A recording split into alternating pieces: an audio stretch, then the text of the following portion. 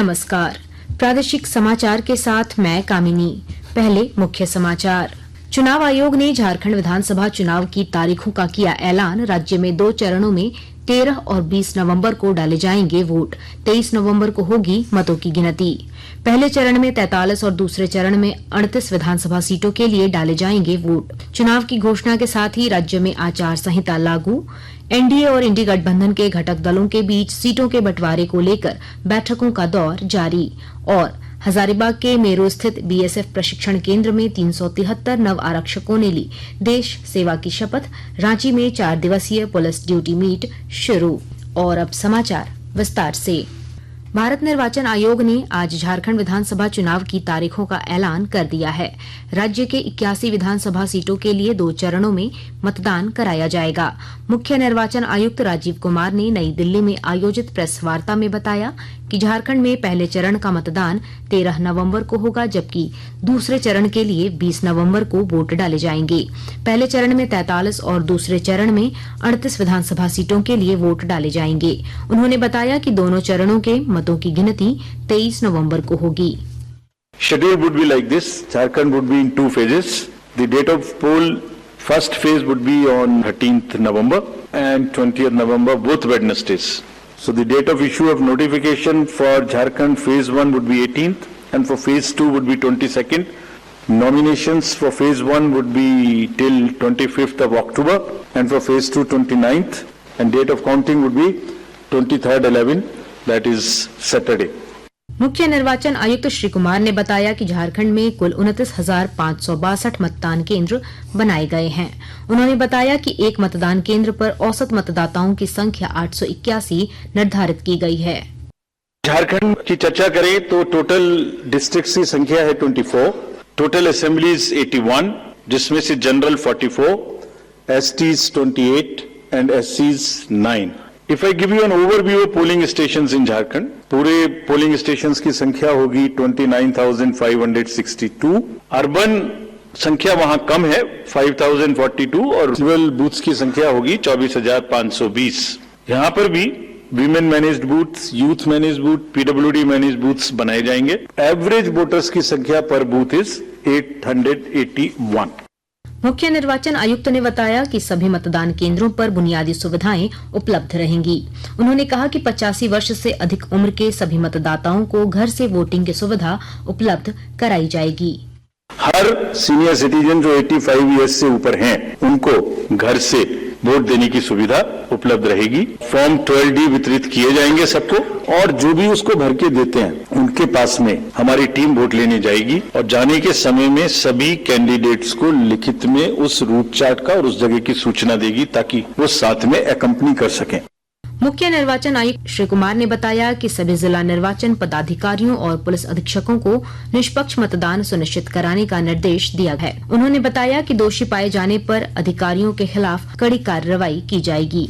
जो मीटिंग्स हमने झारखंड में की तो डीओज, स्टेट एजेंसीज को बहुत ही सख्त हिदायतें दी हैं। वो हर तरीके से फ्री एंड फेयर इलेक्शंस कराएंगे। उनको ये स्पष्ट बताया गया है कि किसी भी पदाधिकारी के विरुद्ध अगर ऐसी सूचना आती है और ये प्रमाणित होता है कि उन्होंने कोई भी कार्य ऐसा किया जिससे लेवल प्लेइंग फील्ड डिस्टर्ब होती है, एक पार्टी को पक्ष, एक पार्टी को नुकसान, तो किसी भी तरीके का प्रलोभन, मनी का डिस्ट्रीब्यूशन, फ्रीबीज का डिस्ट्रीब्यूशन, शराब का डिस्ट्रीब्यूशन, ड्रग्स का distribution, very stern action will be taken against them. मुख्य निर्वाचन आयुक्त श्री कुमार ने बताया कि झारखंड में कुल 2 करोड़ 60 लाख मतदाता हैं। इनमें 1 करोड़ 29 लाख महिलाएं, जबकि 1 करोड़ 31 लाख पुरुष मतदाता हैं। झारखंड में इलेक्टर्स की बात करें तो 2.6 करोड़ वोटर्स, जिसमें 1.29 crores female and 1.31 crores male.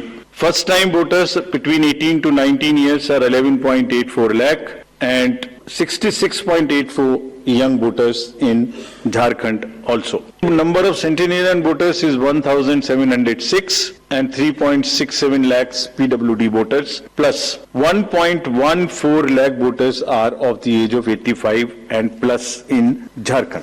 मुख्य निर्वाचन आयुक्त श्री कुमार ने बताया कि झारखंड में विशेष रूप से कमजोर जनजातीय समूह पीवीटीजी का 100% मतदान सुनिश्चित कराने का प्रयास किया गया है।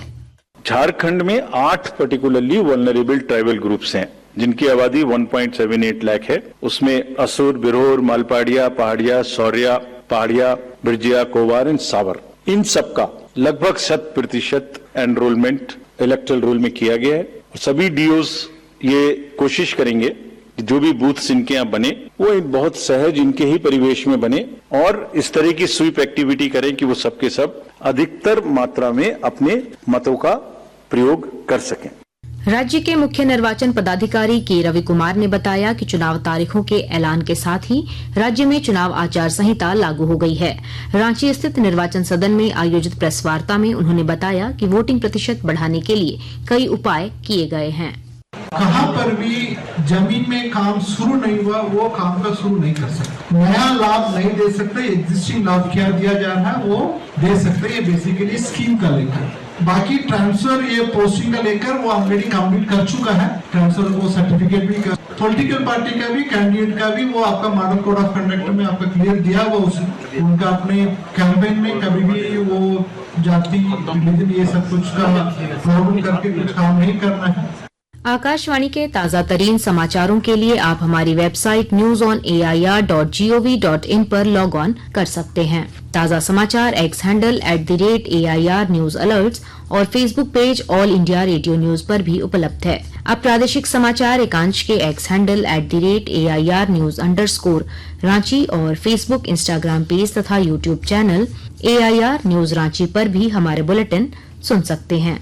प्रादेशिक समाचार आप आकाशवाणी रांची से सुन रहे हैं। विधानसभा चुनाव की तारीखों की घोषणा के साथ ही राजनीतिक हलचल तेज हो गई है। एनडीए और इंडी गठबंधन के घटक दलों के बीच सीटों के बंटवारे को लेकर बैठकों का दौर जारी है। विधानसभा चुनाव को लेकर भाजपा की कोर कमेटी की आज दिल्ली में बैठक होगी। बैठक में प्रदेश भाजपा के नेताओं के अलावा केंद्रीय गृह मंत्री अमित शाह और पार्टी के राष्ट्रीय अध्यक्ष जेपी नड्डा भी शामिल होंगे। पार्टी के प्रदेश अध्यक्ष बाबूलाल मरांडी ने कहा है कि बैठक में प्रत्याशियों के नामों पर चर्चा होने की संभावना है। कांग्रेस पार्टी ने झारखंड विधानसभा चुनाव के लिए पार्टी के 3 वरीय नेताओं को ऑब्जर्वर नियुक्त किया है। इनमें तारिक अनवर, अधीर रंजन चौधरी और भट्टी विक्रमार्क मल्लू शामिल हैं। सत्तारूढ़ गठबंधन के प्रमुख घटक दल झामुमो ने पार्टी के केंद्रीय अध्यक्ष और कार्यकारी अध्यक्ष को सहयोगी दलों से सीट बंटवारे और प्रत्याशी चयन के लिए अधिकृत किया है। उधर कांग्रेस पार्टी के प्रदेश अध्यक्ष केशव महतो कमलेश ने कहा है कि गठबंधन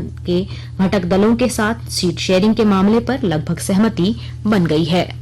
राज्य सरकार ने भारतीय प्रशासनिक सेवा के 3 अधिकारियों का स्थानांतरण और पदस्थापन किया है। कार्मिक प्रशासनिक सुधार तथा राजभाषा विभाग की ओर से आज जारी अधिसूचना के अनुसार रांची के उपायुक्त मंजुनाथ भजंत्री को स्थानांतरित करते हुए JSLPS का मुख्य कार्यपालक पदाधिकारी बनाया गया है, जबकि इसी पद पर पदस्थापित मृत्युंजय कुमार वरणवाल को मनरेगा आयुक्त बनाया गया है। वहीं भारतीय प्रशासनिक के वरिष्ठ अधिकारी वरुण रंजन को रांची का उपायुक्त बनाया गया है। श्री रंजन ने आज ही अपना पदभार ग्रहण कर लिया है। हजारीबाग के मेरू स्थित BSF प्रशिक्षण केंद्र में आज दीक्षांत परेड समारोह संपन्न हुआ। समारोह में कुल 373 नव आरक्षकों ने देश सेवा की शपथ ली। दीक्षांत समारोह में मुख्य अतिथि के रूप में महानिरीक्षक KS बनियाल ने सलामी ली और परेड का निरीक्षण किया। उन्होंने नव आरक्षकों, उनके माता पिता और परिजनों को भी बधाई दी।